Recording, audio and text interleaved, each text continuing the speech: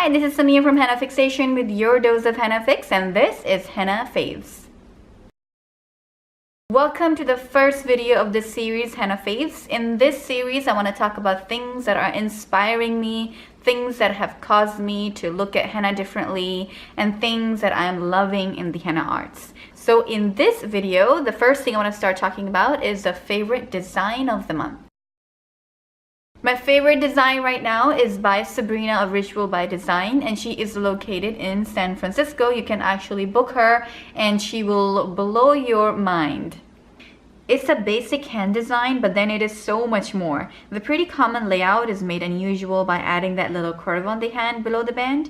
Normally I go for straight lines, but the curve makes it subtle and soft. Her signature thick and thin lines of the flowers is beautiful as always, and I think the use of the elements is perfect. The flowers are not overwhelming, it just frames it but lightly. Also, the use of negative space is perfect. There is enough coverage, but it doesn't feel like it's lacking. It's not too busy.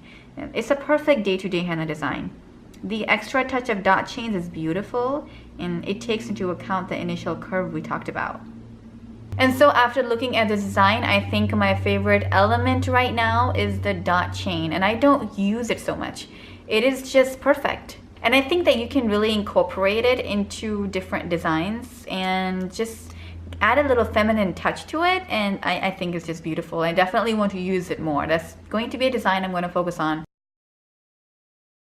The third thing I want to talk about is my inspirational book or inspirational talk, something that has been blowing my mind, and today it is about Big Magic by Elizabeth Gilbert. This is the reason why I started making these videos. This book is the reason why I said I'm going to take a plunge into this video world and I'm going to start sharing what I know about henna. And this is also the book that made me take my career seriously, because I honestly was not taking it seriously. I thought I was, but I really wasn't. It has gentle nudges to push you towards your creative self, to embrace your artistic self, but it also has some shoves here and there. So she puts things into reality that, hey, if this is what you want, this is what you're gonna have to put into it. It's not about all roses and flowers and whatever they talk about. There is some real work involved, and I think she puts that beautifully because she just inspires you and also teaches you.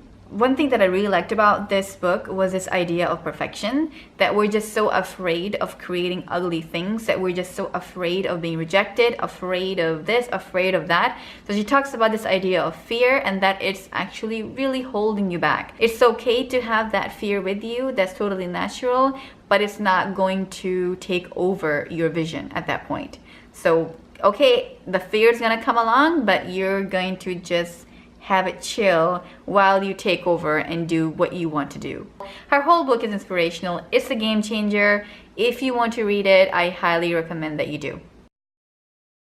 So I want to end this Henna Faves video by sharing with you a favorite quote from this book that I've really liked, and that is, one of the oldest and most generous trick that the universe plays on human beings is to bury strange jewels within us all and then stand back to see if we can ever find them.